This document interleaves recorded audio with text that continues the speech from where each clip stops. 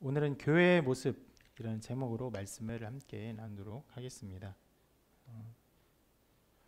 오늘 말씀에는 우리가 지난주에 살펴본 베드로의 첫 설교 후에 일어났던 그 3천 명의 사람들이 세례를 받은 후에 나타난 교회의 모습이 나타나 있습니다. 3천 명이 회심한 사건만으로도 실은 인간이 할 수 없는 엄청난 일이 일어난 것이죠. 그런데 그 이후에 초대교회에 나타난 여러 가지 모습을 보면요, 실로 너무너무 놀라운 일들,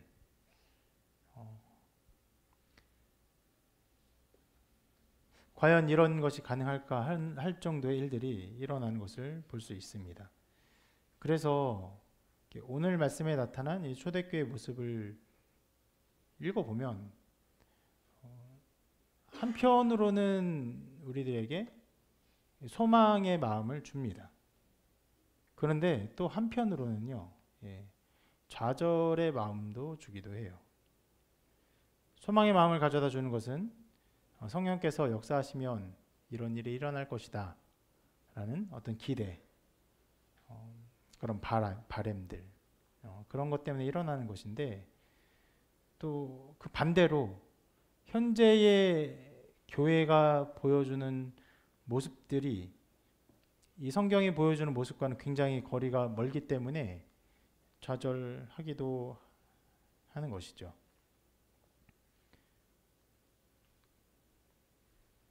섣부른 소망이나 또 혹은 잘못된 좌절, 모든 것들이 올바른 반응은 아니긴 합니다. 실은 이것을 멀리 바라보는 소망도 잘못된 것이고, 이것들 가운데 자기가 관계없이 생각하는 어떤 좌절도 잘못된 것인데, 오늘 말씀을 보면서 이 교회에 나타난 일들, 이게 과거에 있었던 일들을 그냥 반추해 보는 게 아니에요. 성령께서 하시는 사역의 열매이기 때문에 동일하게 사역하시는 성령께서 우리들에게 이러한 일들을 어떻게 나타내실까를 생각해 보게 해야 하고, 그러한 이해 속에서 이것이 과거의 일이 아니라 현재도 역사하시는 하나님에 대한 믿음으로 이어져야 하는 것입니다. 함께 말씀을 보면서 어떤 일들이 일어났는지, 그 성령께서는 어떻게 우리에게 역사하시는지를 생각해 보는 시간이 되기를 바랍니다. 자, 먼저 이것을 한번 이 말씀들을 보기 위해서 좀 그 당시의 상황을 입체적으로 생각해 보기를 바라는데, 3천 명이 한꺼번에 세례를 받게 되면은 그 교회는 어떤 일이 일어날까요? 처음에 그 모였던 사람이 대략 그 다락방에 한 120명 정도 이거 모였어요.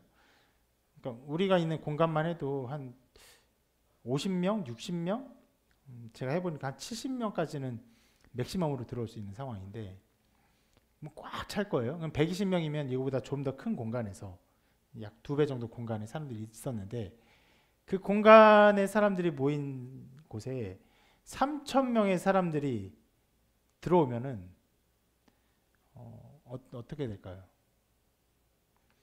기본적으로는 수많은 혼란들이 있을 것입니다. 나쁜 혼란이라기보다는요, 너무나 많은 사람들이 있기 때문에 일어날 수밖에 없는, 어쩔 수 없는 어떤 복잡함들, 이런 것이죠. 모든 체계가 다 갖추어진 대형 교회, 엄청난 큰 예배당, 그리고 그들을 감당할 수 있는 여러 가지 시스템이 다 갖추어진 대형 교회에서조차 3천 명이 한꺼번에 새로운 가족들로 들어온다면 굉장히 큰 일이 일어날 겁니다. 감당하지 못할 일들이 일어날 거예요. 그런데 그 당시의 교회는 그런 체계가 없었죠. 제자들은 그냥 예수님의 말씀에 따라서 그냥 모였어요. 그냥 모여 있었어요. 모여 있으면서 그냥 예배할 뿐이었습니다. 예배하고 기도할 뿐이었어요.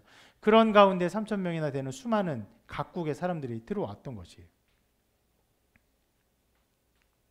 그들이 감당할 수 없는 수많은 혼란들이 일어났을 것인데,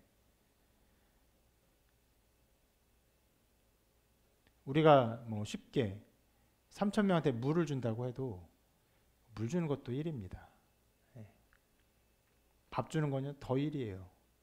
그 사람들 교회 어떤 회원으로 가입시키고 성도로 가입시키고 어떤 교회의 사역들을 감당하는 건 훨씬 더 많은 어려움이 생기는 것인데, 근데 오늘 말씀을 보면요, 어떤 부분에서도 혼란, 어려움, 어떤 뭐 충돌 아무것도 기록하고 있지 않습니다.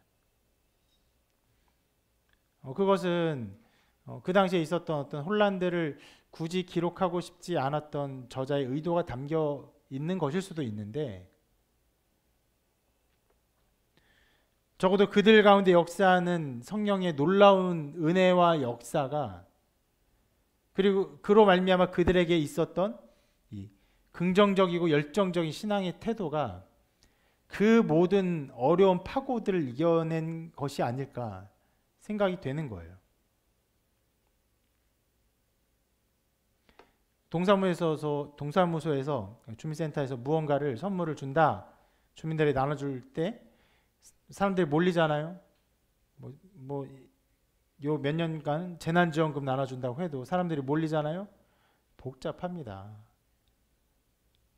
돈을 준다고 해도 사람들이 몰려가지고 줄 서고 뭐 늦고 이러면요, 막 다투고 뭐 소리 지르고 난리가 나요. 그런데 이 3천 명이나 넘는 사람들의 마음 가운데 실은 모든 어려움, 어떤 불편함들, 무질서함이 있을지라도 그것을 이겨내면서 그들의 신앙 가운데 함께하고자 하는 열망이 있기 때문에 성경은 그 어떤 어려움도 아무것도 기록하고 있지 않아요.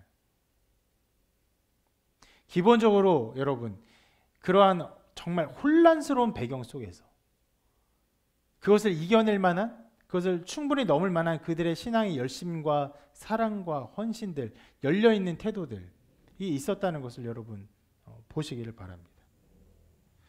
자, 그러한 모습들 속에서, 그러한 상황들 속에서 누가는 그 초대교회의 모습을 기록하면서 어떤 부정적인 것도 기록하고 있지 않고 그 당시에 나타난 아주 긍정적인 열매들, 또 아름다운 교회의 모습들을 몇 가지 모습으로 기록을 하고 있습니다. 우리가 그것을 하나씩 살펴볼 건데, 자, 첫 번째로 살펴볼 초대교회의 이 아름다운 모습은 바로 그 교회가 배우는 교회였다는 것이에요. 말씀을 보면요, 이렇게 기록합니다. 그 42절 말씀 우리가 좀 이렇게 볼 건데, 이렇게 기록해요. 먼저 그들이 사도의 가르침을 받아, 이렇게 시작합니다.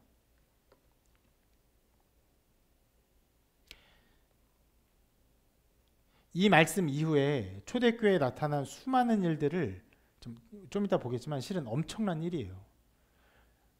가히 상상도 못할 혁명적인 일들이 교회 안에 일어납니다. 그런 일들이 그 안에 일어났는데 어떻게 보면 그런 것들이 먼저 주목되고 먼저 얘기되고 먼저 기록할 수도 있겠지만 그런 것들을 먼저 기록하고 있지 않아요. 가장 먼저 뭘 기록하고 있느냐? 사도의 가르침을 받아. 이 배우는 것이에요. 말씀을 배우는 것. 어떤 면에서는요, 너무너무 당연한 것입니다. 교회에 모여서 사도에게 말씀을 배우는 것 굳이 기록하지 않아도, 이걸 기록하지 않으면 거기 모인 사람들이 사도들로부터 배우지 않았다 이렇게 생각할까요? 거기 모인 사람들이 사도들로부터 어떤 성경의 교육을 받지 않았다 이렇게 생각할까요? 아무도 그렇게 생각하지 않을 거예요. 너무나 당연한 것이에요. 특별히 예수 그리스도의 사역을 알지 못했던, 그를 소문으로 전해 들었던 수많은 사람들, 구약의 해석을 그리스도 안에서 할 수 없었던 수많은 사람들에게 사도의 가르침을 가르쳤던 것은 너무나 당연한 일인데도 불구하고 성경이 이것을 기록한 것은요, 이것이 그들에게 나타난 현저한 열매였던 것이에요. 배우죠. 우리도, 여러분들도 교회에서 말씀을 배우고 또 성경 공부 배우죠. 그런데 그런 모습 정도가 아니라 초대교회에 나타난 그들의 이 배움에 대한 열심과 배움에 대한 이 열망들, 그 가르침의 모습들은요, 초대교회에 나타난 가장 현저한 표지였던 것이에요. 흡사, 이것이 약간 비슷할지 모르겠어요. 예전에 한국 교회 처음에 평양 대붕이 있고, 실은 평양 대붕이 있기 전에 교회 한국에 복음이 전해지고 사경회 같은 걸 합니다. 말씀 사경회. 나중에는 제가 어렸을 때 자랄 때는 말씀 사경회 어떤 것들이 많이 좀 변질이 돼서 막 이렇게 좀 이렇게 심장박동을 울리는 그 약간 EDM 비슷한 찬양이라고 할까요? 이게 막 찬양인데 막 땅땅땅땅 이래요. 하면서 뭔 말인지 알죠? EDM 비슷해요. 둥둥둥둥 하는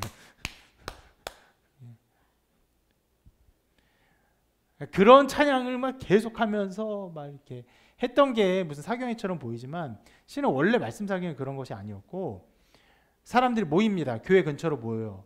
그 교회 다 근처에 사는 게 아니기 때문에 막 물동이고 막 와요. 멀리서 와요. 2시간, 3시간, 4시간 와요. 그리고는 아침부터 저녁까지 성경만 배워요. 천막을 치고는 계속 성경 공부해요.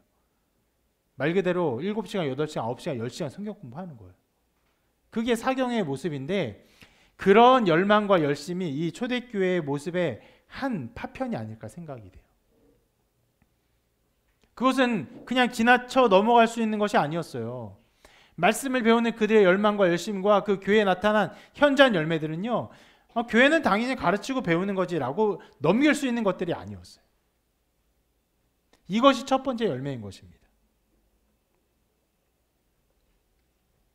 이것이 당연한 일이죠. 배우고 듣는 것이 당연한 일이지만 그것을 초월한 일이기 때문에 이 열매를 선명하게 기록하고 있는 것이에요. 여기서 제가 말씀드리는 것은요, 어떤 면에서의 지성주의를 말하는 것이 아닙니다. 배워야 돼요. 알아야 됩니다. 공부해야 돼요. 공부하면 많은 것을 깨닫게 돼요. 이런 지성주의만을 말하는 것이 아니에요.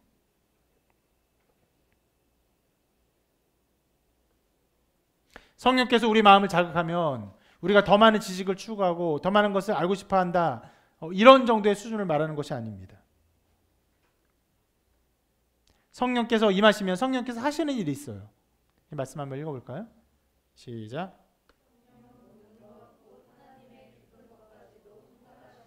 네, 성령께서 우리에게 임하시면 어떤 일을 하게 되면 하나님을 알게 합니다. 우리가 그것을 하나님을 알게 해요. 음식을 맛보아 아는 것처럼, 누군가 사람을 사귀어서 아는 것처럼 하나님에 대해서 알게 해요. 하나님의 깊은 것을 알게 합니다. 그러면 하나님 깊은 것이 무엇일까요? 여러 가지 일들이 있겠지만 무엇보다 하나님의 깊은 사랑을 알게 해요.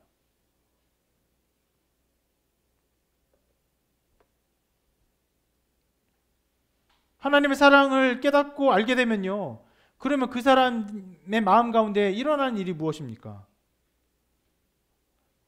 그 하나님의 사랑을 깨달았기 때문에 하나님을 알고 싶어져요. 이렇게 물어보고 싶어요, 여러분. 누군가를 사랑이 되면 일어나는 일이 무엇입니까? 그 사람에 대해서 더 알고 싶어져요. 실은 여러분, 누군가를 사귀기 전에 잘 모르죠? 일종의 그 사람이 신비 가운데 빠져 있습니다. 자기만의 그 어떤 공상 속에서 굉장히 그 대상, 그 여자를, 그 남자를 되게 신비롭게 보는 일들도 있어요. 그러면 그것이, 그 신비롭게 보는 것이 정말 아름답다 하여서 난 더 이상 저 사람을 여기까지만 알고 싶어. 내가 저 사람을 좋아하지만 더 이상 알고 싶지 않아. 이런 사람이 있습니까?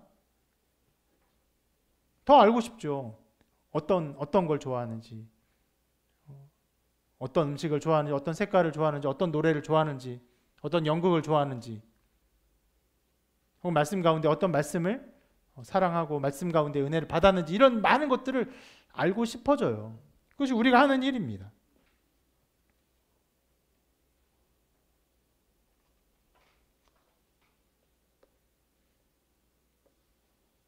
그래서 그 마음을 알고 싶고, 또 그 마음에 자기 마음을 어떻게 하고 싶습니까? 맞추고 싶죠.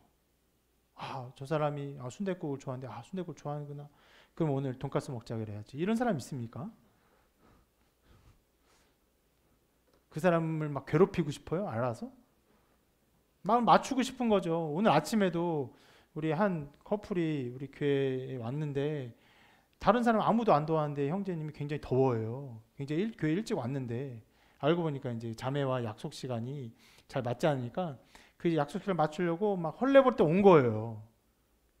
교회에 오는 어떤 그런 긴장보다는 그 자매 만나는 시간에 대한 그 맞추지 못했다는 그런 미안함이 더 컸던 것 같아요. 그러니까 혼자 더 뭐 한 거예요? 혼자 그 사랑의 마음에 맞추기 위해서 열을 내는 거예요. 사랑은 그런 일을 합니다. 사랑은 우리를요 움직이게 해요. 가만히 있게 만들지 않아요. 아유 뭐 늦는데 뭐 괜찮지 이렇게 하지 않아요. 기다리게 하고 싶지 않고 함께 마음을 맞추고 싶고 하는 일들을 하게 되는 것이죠. 오늘 말씀에 나온 것도 동일한 일입니다. 하나님의 마음을 알기 때문에 성령께서 역사하셔서 오순절 성령 강림이 일어나고 그 일어난 일로 말미암아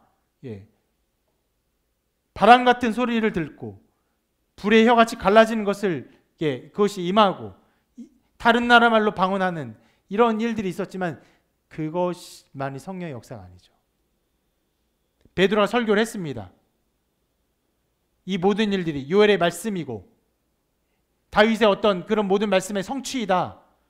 구약의 모든 말씀 가운데 예수 그리스도의 사역을 다 이해하는 것이에요.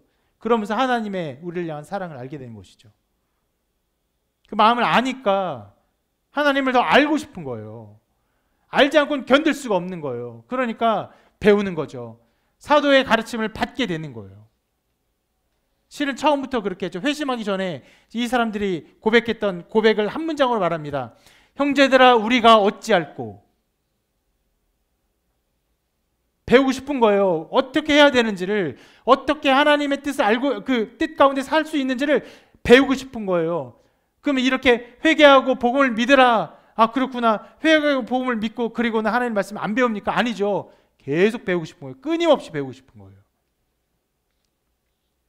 그것이 교회에 수많은 일들이 있었겠지만 이 초대교회의 사역을 어떤 역사를 정의하는 첫 번째 사역으로서 사도의 가르침을 받아라고 말할 수밖에 없는 배움의 열망들이 가득했던 것입니다.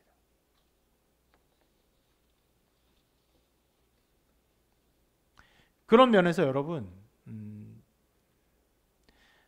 우리의 신앙이 건강한 신앙인지를 이 면에서 점검해 볼 수가 있습니다.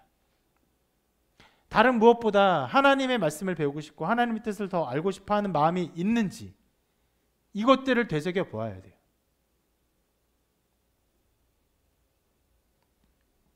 제가 중고등학교 때도 좀 그랬지만 수련회 가서 여러 가지 활동을 참여하고 하면은 실은 거기 안에서 겪어지는 어떤 공동체성도 있고 그 수련회를 지내면서 느껴지는 어떤 감흥들이 있기 때문에 대단히 신앙적으로 변한 것 같은 느낌을 받습니다. 근데 정작 말씀을 배우고 싶어하는 마음들이 전혀 없는 경우들이 많이 있어요. 뭘 좋아하냐? 함께 어울리는 거, 함께 노는 거, 밤새서 게임하고 놀았던 거, 그것만이 머리에 남아서 그 친구들이 좋은 거지 하나님 말씀 배우고 싶어하는 열망들이 없는 때가 있어요. 그럼 그건요 성령님의 역사하심으로 은혜를 받았다고 말할 수 있는 것이 아니에요.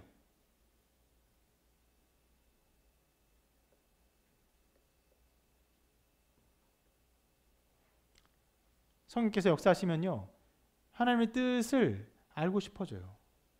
그 배우고 싶어집니다.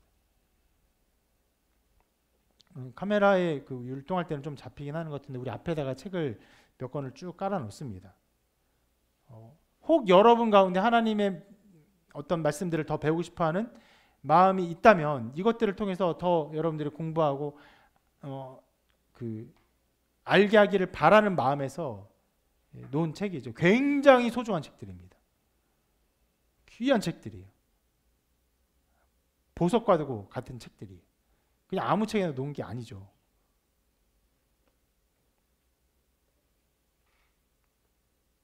그리고 우리가 하나님의 뜻을 이렇게 성령의 역사하심으로 하면 하나님의 뜻을 배우고 싶게 되는 것은요 실은 하나님의 거룩한 뜻과 자기의 마음이 많이 다르기 때문에 그렇습니다. 자, 거듭난 영혼들은 하나님의 역사로 말미암아 하나님의 뜻에 순종하는 영혼들은요 하나님의 뜻을 기뻐합니다. 즐거워해요. 그리고 이제까지 자기가 살았던 모습들을 회개합니다. 그런데 회개한다고 해서 모든 것이 완전히 이렇게 뒤집히듯 완전히 바뀌는 것이 아니에요. 자기 살아왔던 철학관들, 어떤 경제관들, 윤리관들 하나하나 하나님의 말씀을 통해 점검하고 올바른 방향으로 가기를 원하는 생각들이 있어요. 자기의 삶에서 그 살아왔던 모든 생각들의 잘못된 부분들을 더 알고 싶습니다. 어떤 부분에서 문제가 있었던 건지를. 쉽게 말하면 죄인이기 때문에 빛을 보고는 그 빛 가운데 영향을 받게 되는 것이고 그 가운데 더 많은 영향을 받고 싶어 하는 것이 사도의 가르침을 받는 것으로 나오는 것입니다.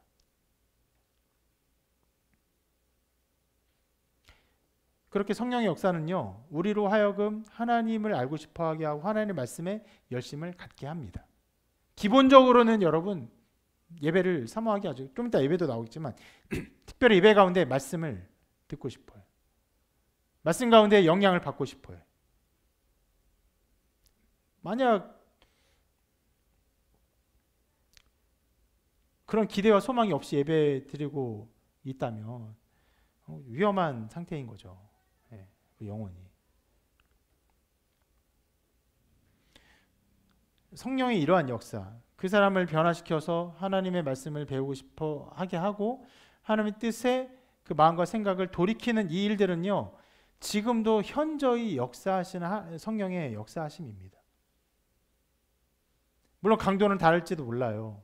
제가 아까 말씀드렸던 것처럼 한국에 복음이 처음 전해질 때만 해도 사경회 하면은 하루 종일, 정말 하루 종일, 그리고 한 4박 5일 해요.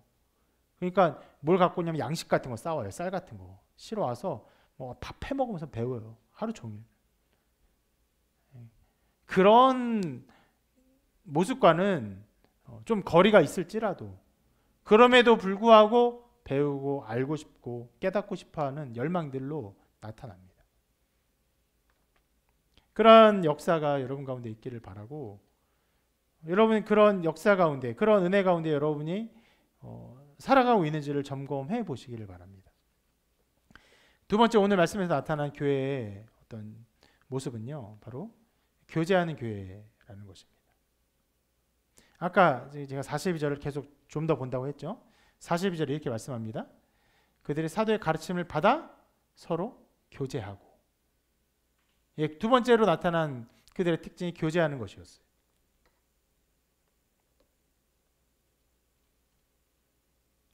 자, 이 교제함을 실은 42절 뒷절 그 다음에 나온 구절에서 또 이렇게 자세하게 이 모양을 이렇게 설명하고 있습니다. 함께 읽어볼까요? 시작. 함께 있어 모든 물건을 서로 통용하고 또 재산과 소유를 팔아 각 사람의 필요를 따라 나눠주며 날마다 마음을 같이하여 성전에 모이기를 힘쓰고 집에서 떡을 떼며 기쁨과 순전한 마음으로 음식을 먹고.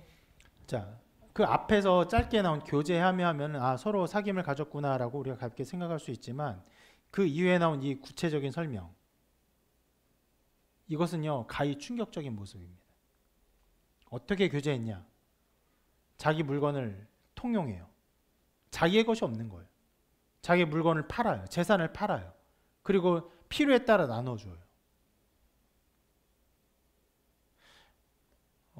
어떤 경제체제 같습니까? 어떻게 보면 약간 뭐 공산주의 경제체제처럼 보이기도 해요.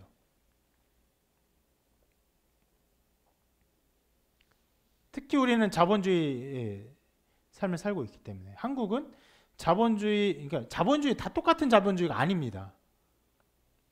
이제 자본주의와 사회주의 혹은 공산주의까지는 볼까, 사회주의적 자본주의가 많이 결합된 그런 나라들이 많이 있어요. 북유럽 같은 경우. 그래서 번 급여에 몇 프로를 세금을 냅니까? 한 50%씩 내요. 절반씩 뜯어가요. 공산주의나 다름이 없죠. 그러니까 자본주의의 어떤 형태가 굉장히 다른데 한국은 어떤 면은 굉장히 자유로운 자본주의 약간 극단에 있는 나라 중에 한 나라예요. 그렇기 때문에 되게 공산주의처럼 보이는 자기의 소유를 다 팔아서 필요에 따라서 이걸 나눠주는 이 모습은요, 감히 조금도 시도해 볼 수도 없고 그런 게 가능한가 싶은 생각이 들 정도의 이상한 모습이에요.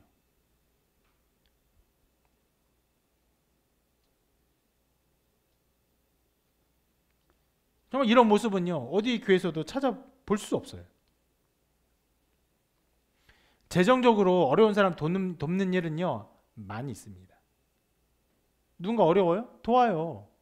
여러 형태로 돕습니다. 그런데 그렇게 돕는 것과 여기서 자신의 재산, 소유를 팔아서 물건을 서로 통용하고 필요에 따라 그냥 나누어주는 이런 일은 그냥 좀 돕는 것과는 차원이 다른 문제예요.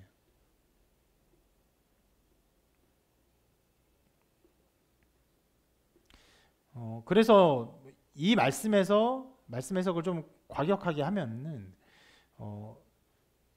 교회가 이렇게 가야 한다. 함께하는 공동체가 다 물건을 재산 다 팔고 교회 안의 공동체가 공동 소유로서 필요에 따라 그 재산을 나누어 쓰는 그 경제 공동체가 되어야 한다라고 하는 사람들도 있죠. 그렇게 운영되는 공동체들도 있기도 합니다. 그런데 성경 해석자들이나 우리 교회 역사가 증거하듯이 이것이 교회가 반드시 가져야 될 모습은 아니에요. 이것이 꼭 필수적인 것은 아닙니다. 그 이후로도 곧 바로 사유재산적인 형태들이 초대교회에 곧바로 나타났고 이러한 것들이 교회의 표준으로 지켜지지 않았어요. 그런 면에서 우리가 이렇게 해야 된다 이렇게 말할 수는 없습니다. 다만 우리가 이 말씀에서 봐야 되는 것은 충격적일 정도로 자기의 것을 포기하고 다른 사람을 돕는 헌신과 사귐 속에서 그들이 교제했다는 것이에요. 성령의 역사심으로 말미암아 굉장히 어떤 면에서는 과격한 형태로 그들은 교제했던 것이에요. 이 모습은요, 흡사 바울이 빌립보 교인에게 가르쳤던 신자들의 올바른 신앙생활의 모습의 좋은 예라고도 할 수 있습니다. 빌립보서에서 바울이 이렇게 가르칩니다. 실은 유명한 말씀이고 중요한 말씀인데요. 한번 같이 읽어볼까요? 시작. 그러므로 그리스도 안에 무슨 겉면이나 사랑에 무슨 위로나 성령의 무슨 교제나 긍휼이나 자비가 있거든 마음을 같이하여 같은 사랑을 가지고 뜻을 합하며 한 마음을 품어 아무 일에든지 다툼이나 허영으로 하지 말고 오직 겸손한 마음으로 각각 자기보다 남을 낮게 여기고 각각 자기 일을 돌아볼 뿐더러 또한 각각 다른 사람들의 일을 돌아보아 나의 기쁨을 충만케 하라. 굉장히 길어서 실은 이거를 해석하는 것만으로도 한 편의 설교 정도가 아니죠. 굉장히 많은 설교가 나와야 되는 것인데 좀 짧게 요약하면은 너희들의 성령의 은혜가 있다면 겸손히 자기를 낮추고 다른 사람을 돌아보아라. 이것이에요.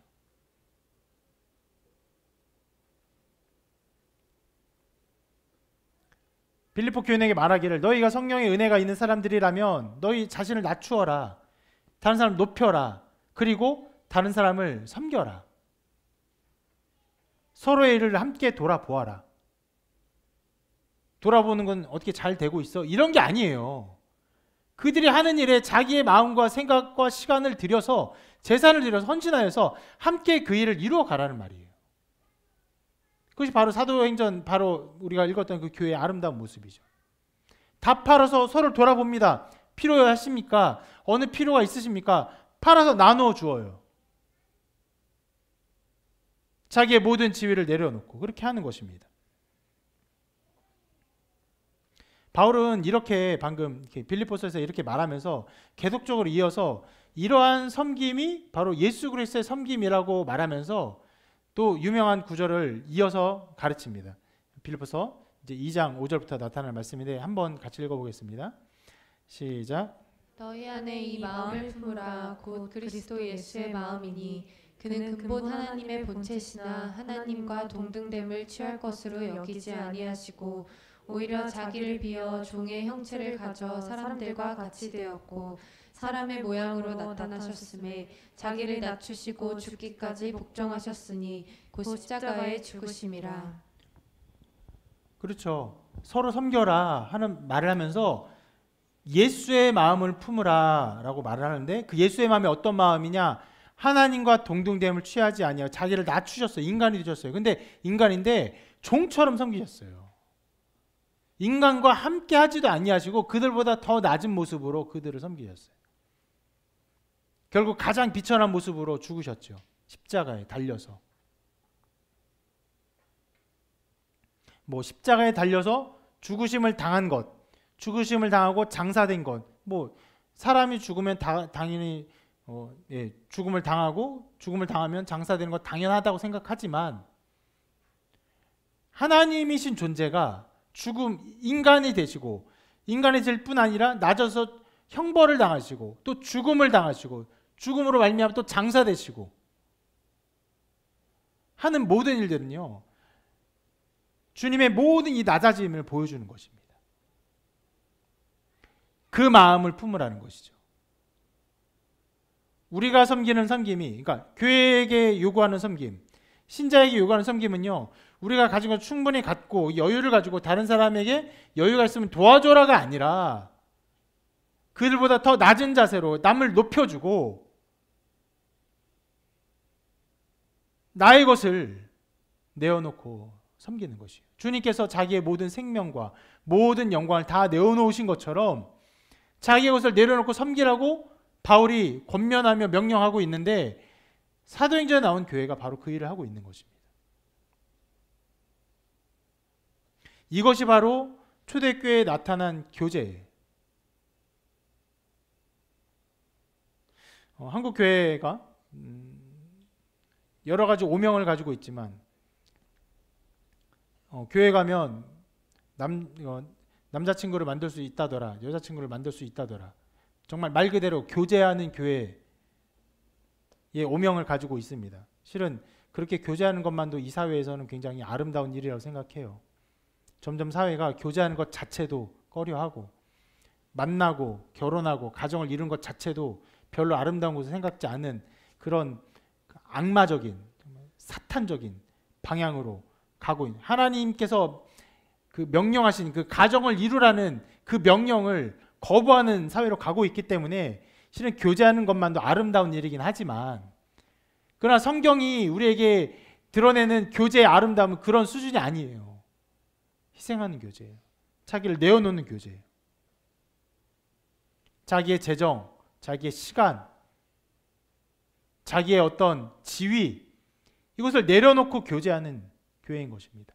실제로 교회가 이런 일들을 했기 때문에, 이런 열매들을 맺었고 언제나 이런 사역 가운데 있었기 때문에 사회에서 나타난 수많은 평등주의 사상이나 평등주의 운동들보다 더 앞서서 교회는 여러 가지 평등의 일들이 나타났어요.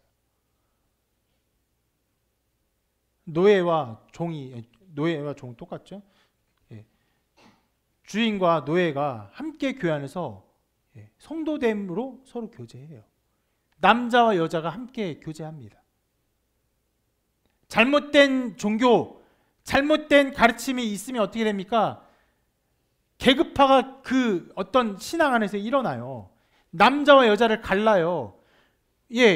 제사장과 높은 지위의 사람과 낮은 지위의 사람을 갈라요. 그러나 참 하나님의 역사가 일어나면요, 그 모든 담들이 말하지 않아도 무너집니다. 우리가 지금 사는 사회는 계급이 없는 사회입니까? 그렇지 않죠. 철저한 자본주의 사회로서 이 자본주의로 말미암은 철저한 계급화가 여러 면에서 이루어져 있습니다.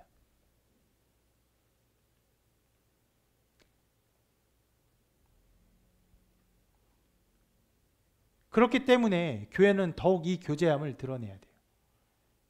자기를 내어놓고, 자기의 지혜를 내어놓고 낮은 자세로 다른 사람 섬기는,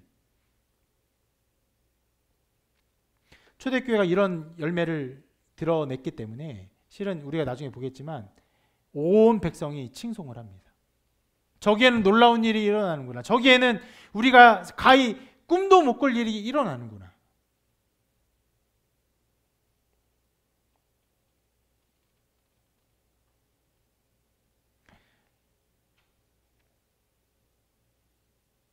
이 열매는요, 이 말씀대로 어떤 재산을 다 팔고 공동소유로 사는 이런 열매가 우리가 반드시 나타날 열매라고 볼 수는 없지만, 그래서 이것이 현저하게 나타난다고 볼 수는 없지만, 그럼에도 불구하고 여러 형태로 나타납니다. 자기의 삶을, 자기의 시간을, 자기의 어떤 에너지들을 헌신하고 희생하고 섬기는 일들로 나타나요. 만약에 교회 안에 사람들이 교제합니다. 서로 관계를 맺죠. 그런데 그 교제함이 철저히 자기 것을 지켜요. 자기의 시간을 지키고 자기의 소유를 지키고 자기의 어떤 프라이버시를 지키는 이런 그런 삶 속에서, 그리고 교제하는 것들만 나타난다면 그것은 성령으로 말미암은 교제함과는 전혀 관계가 없는 것이에요. 순전히 인간적인 관계. 어느 그냥 어디 가서 동호회에서도 볼 수 있는 그런 교제함이라고 볼 수 있는 것이.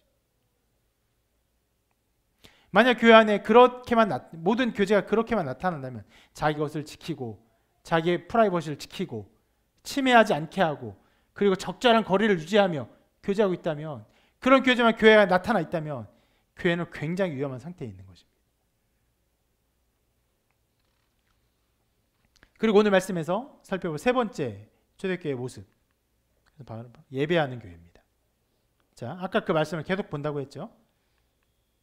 이렇게 말씀합니다. 그들이 사도의 가르침을 받아 서로 교제하고 그리고요 떡을 떼며 오로지 기도하기를 힘쓰니라. 자, 그 떡을 떼는다는 것은 음식으로 교제한다는 의미이기도 하지만 이건 무엇보다 성찬을 의미합니다. 기도했어요. 성찬하면 기도했어요. 예배한 것이에요. 이것이 초대교회에 나타난 모습입니다. 그리고 뒤에서는 또 추가적으로 이렇게 그들의 모습을 기록하고 있습니다. 같이 한번 읽어볼까요? 시작. 날마다 마음을 같이하여 성전에 모이기를 힘쓰고 집에서 떡을 떼며 기쁨과 순전한 마음으로 음식을 먹고 하나님을 찬미하며. 네, 보면요 어떻게 했어요? 날마다 성전에 모였어요. 날마다 성전에 모였다는 것은 어떤 면에서는요, 그 공예배를 초월해서 그들이 계속 모이기를 힘썼다는 것입니다. 공예배 시스템은요, 우리 기독교가 실은 유대교를 그대로 어떻게 보면은 배운 것이죠. 유대교의 모든 그 예배의 모습들을 그대로 배워왔어요.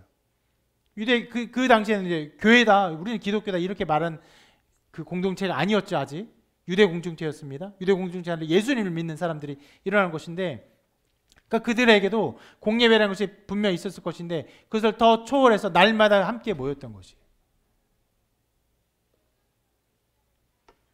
떡을 떼며, 날마다 성찬한 것이에요. 또 어떻게 집에서도 모였어요. 집에서도 함께 모여서 성찬을 했던 것이에요. 이거 어떤 모습입니까? 공예배를 넘어서 날마다 예배 가운데 모이고, 그리고 집에서도 함께 모이고, 집에서도 또 함께 예배했던 것이에요. 이렇게 말할 수 있을 것이에요. 공식적인 예배와 비공식적인 예배가 그들에게 들어차 있었어요. 정기적인 예배가 있었겠지만 그것만으로 충분하지 않았습니다. 하나님을 기뻐하는 마음 가운데 그들이 자발적으로 하나님을 기뻐하는 예배를 드렸어요. 목회자가 없이도 하나님에 대해서 얘기하고 하나님에 대해서 나누고 그 말씀 가운데 함께 교제하며 함께 예배했던 일들이 일어났던 것이에요. 이것은 그들이 얼마나 하나님을 기뻐하며 즐거워했는지를 보여주는 표지인 것입니다. 여러분, 이러한 모습의 정반대의 모습은 어떤 모습일까요? 비공식적인 예배가 아예 없어요. 성도들이 각자 모여서 자기들끼리 하나님에 대해서 나누는 일들이 없어요. 말하지 않으면 그런 일들이 전혀 일어나지 않는 모습이에요. 그뿐만 아니라 공식적인 예배 자체도 간신히 드려져요. 그리고 공식적인 예배에서 느껴지는 감정들이 어떤 감정입니까? 예배가 빨리 끝나기를.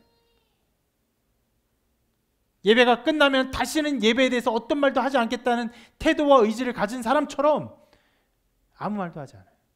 은혜에 대해서, 하나님께서 우리를 인도하신 것에 대해서 아무 말도 하지 않아요. 그리고 곧장 무슨 얘기를 합니까? 세상에 수많은 이야기를 해요. 가십들, 즐거운 이야기들, 재밌는 이야기들, 그런 것들로 가득 채워져요.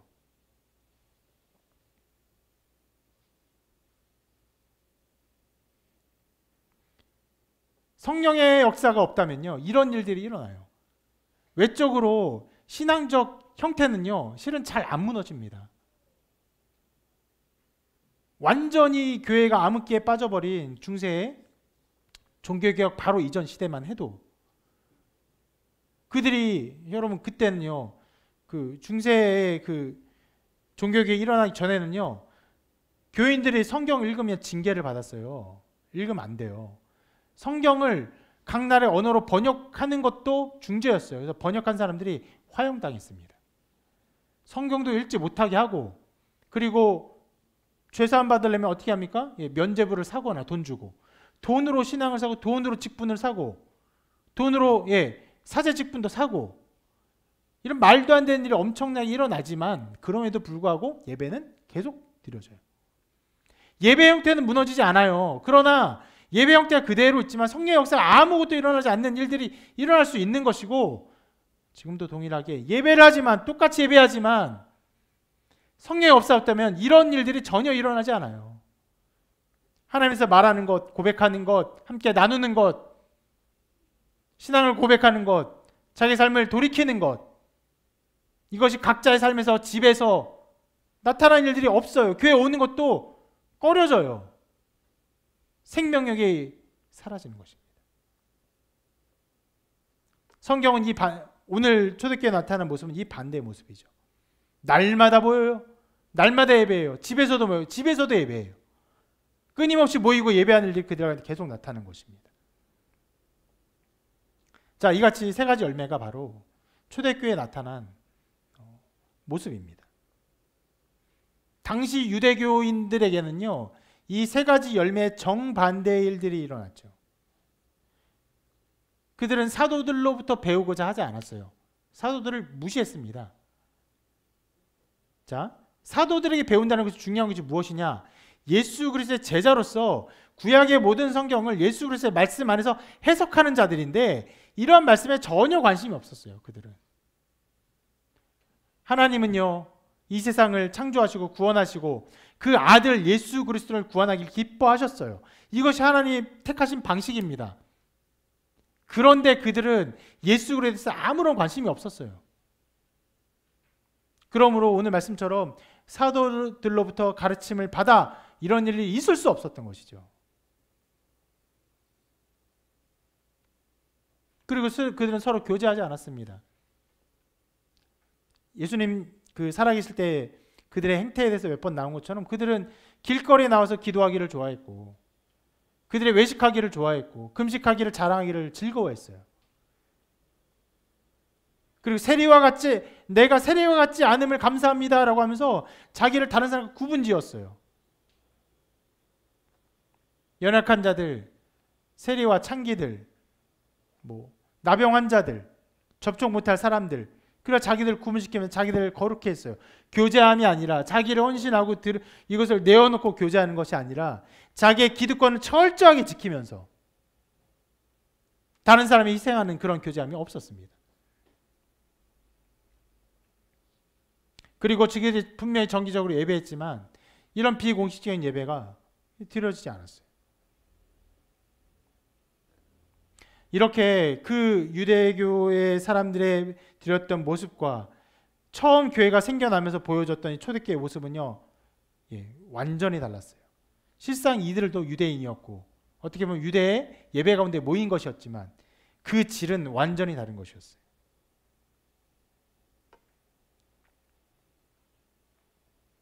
그래서 이 일들을 뭐라고 말할 수 있느냐? 시편에서 이런 고백을 하는 게 있거든요. 이것이 정확히 맞다고 생각합니다. 이는 여호와의 행하신 것이요 우리 눈에 기이한 바로다. 설명할 수 없는 일이 일어나는 거예요. 교회 안에서 이해하지 못할 일이 일어나는 거예요. 그래서 이 놀라운 일들을 보고 어떤 열매가 맺어집니까? 이렇게 말합니다. 온 백성에게 칭송을 받으니.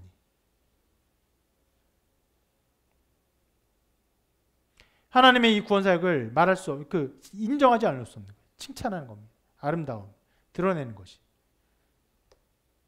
여러분, 하나님의 구원의 역사가, 하나님의 구원사역의 역사가 어떤 형태로든지 우리에게 전해지고 우리에게 그 어떤 작은 형태라든지 나타나면요, 사람들은 이것을 그냥 싫어하지 않아요. 물론 어둠이 빛을 싫어할 때 미워하는 일도 있지만 우리에게 나타나는 참 빛을 인정하지 않을 수가 없습니다. 그런 역사가 일어납니다. 그리고 계속 이렇게 말씀합니다. 주께서 구원받는 사람 날마다 더하게 하시니라. 3,000명이 모이고 그리고 계속 모였어요. 수많은 사람들이 막 재산을 팔고 자기 헌신하고 교제하고 예배하고 하는 일들로 말미암아 수많은 사람들이 더 많이 교회에 모였지만 분명히 이 모든 일은 그 사람들의 일이 아니라 주께서 하신 일이에요. 하나님의 사역이었던 것입니다. 이 모든 일들이 바로 오순절 성령 강림 사건 이후에 초대교회에 나타난 열매들입니다. 근데 여러분, 오늘 혹시 설교 제목 기억하십니까? 설교 제목을 처음에는 초대교회의 영광 이렇게 지었습니다. 그런데 나중에 바꿨어요. 제목을 그렇게 바꿨습니다. 교회의 모습이라고. 이 모습들이 분명히 초대교회에 나타난 영광스러운 모습이지만 초대교회에 나타난 영광이라고 치부해 버릴 일이 아니기 때문에 그래요. 이건 반드시 교회에 나타나야 될 모습입니다. 어느 교회나 이런 일들이 어떤 형태로든 나타나야 돼요. 실은 방향성의 문제예요. 강도는 차이가 있을 수 있어요. 예배를 생각하면요, 다 예배 드려요. 근데 잘못된 방향은요, 예배하면 딱 드리고 전혀 삶에 아무런 예배가 없어요. 그러나 그 반대 방향이 어떻습니까? 예배하고 예배를 사모해요. 예배가 길어지는 거 그다지 개의치 않아요. 그래서 뭐 감사하기도 하고 그 덕분에 제가 편하게 설교하기도 하는데, 핑계 대는 건가요? 그 예배뿐 아니라 예배 후에도 교제하고 나누고 자기 신앙을 고백하는 일들이 계속적으로 여러 형태로 나타나게 되는 것이에요. 그래서 다르지만 초대교회 정도와는 다르지만 날마다 떡을 떼냐? 그러진 않아요. 날마다 성찬하는 거 아니에요. 날마다 뭐 성전에 모여? 그렇지 않아요. 우린 카페라서 오지도 못해요. 오면 커피밖에 못 마셔요. 목사님 예배하죠. 목사님 예배 안 해줘요. 이렇게 정도가 다르겠지만 그러지만 이 방향성이 다른 거예요. 그래서 이 옳은 방향성으로 갈 때, 성령의 역사하시는 방향성으로 갈 때 이런 열매가 어떤 형태로 나타나야 하기 때문에 교회의 모습이라고 이 제목을 지은 것이에요. 말씀 배우기를 사모해요. 어떤 형태를 배우기를 기뻐하고 즐거워해요. 그리고 교제해요. 어떻게 교제합니까? 나의 그 바운더리, 내 보호막 같은 그 삶의 테두리를 허물어 가면서 교제해요. 내 시간, 내 재정, 혹은 내 자존심, 내 부끄러운 모습까지도 보여가면서 교제해요. 다른 사람을 높여줘요. 다른 사람을 위해서 나의 삶과 시간을 드려요.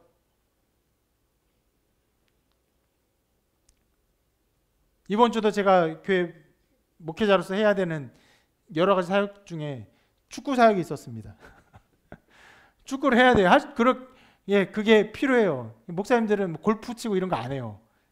비싸고 그런 거 못 해요. 축구예요. 몸 다 망가지는 축구를 합니다. 70 넘은 할아버지도 와서 축구 하세요. 아이고 저러 뛰다 넘어지면 돌아가시는데 근데 축구를 하세요. 그 사역이기도 해요. 그러니까 그렇게 하기 위해서 여러 사람들이 헌신을 해줬어요. 자기 시간을 내어주고 자기의 삶을 내어준 거죠. 그리고 예배하죠. 말씀 끝나고도 교제하고 하나님의 은혜를 나누고 고백하고 고백함 통해서 은혜를 서로 나누는 일들이 있는 것이죠. 그렇게 교회의 모습이 있어야 하기 때문에 이 제목을 지은 것이고,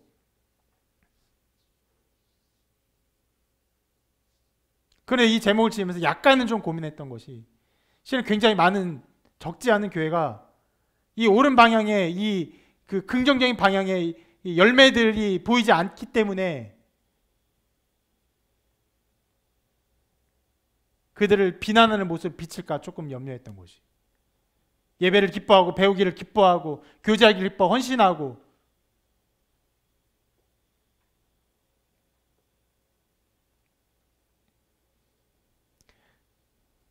그것들이 사라진 교회들이 많이 있습니다.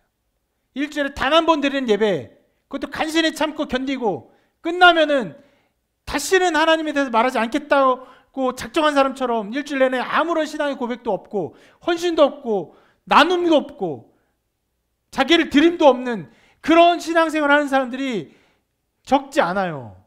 안타까운 일이죠.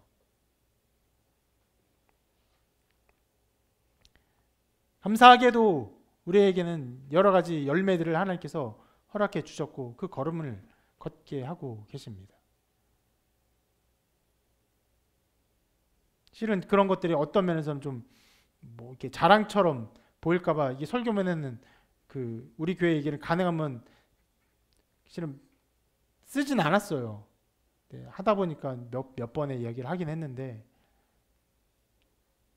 그만큼 이렇게 조심스러워 할 만큼 적지 않은 교회가 이 생명력의 역사, 성령의 역사로 말미암은 이런 아름다운 열매를 산출하는 이 방향에 서 있지 않은 거죠. 안타까운 일입니다. 그런 면에서 우리에게 은혜를 주시고 성령께서 주께서 구원받는 사람을 날마다 더하게 하시는 이러한 방향으로 가게 하시는 일들을 허락하신 것은요. 이 사회를 향해서, 이 나라를 향해서, 이 시대에 이 서울 한복판에서 우리가 해야 할 일들을 감당하기를 원하시는 하나님의 뜻이라고 생각합니다. 그러면 우리가 기뻐하고 즐거워하지만 더 많은 책임감을 가지고 실은 무겁습니다. 힘들어요.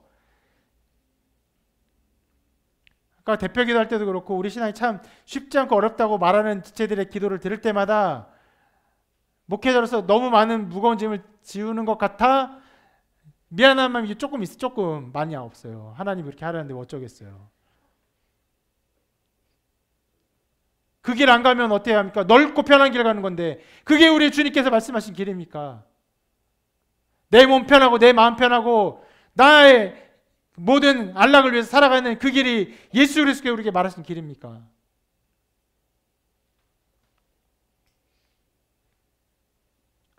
우리가 그 길을 가야 됩니다. 실제로 어마어마한 교회의 역사들이 일어났지만 이 이후에 교회에 나타난 일들은 어마어마한 핍박이에요. 무서운 핍박이 일어납니다. 수많은 사람이 죽어요.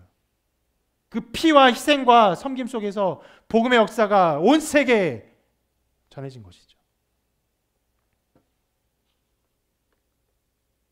우리에게도 이런 은혜를 주셨으니 우리가 걸어가야 할 고난의 길이 있습니다.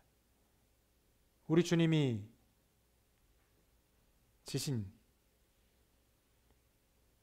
우리 주님이 받고 남으신 그 고난, 우리가 채워야 될 고난이 있는 것입니다.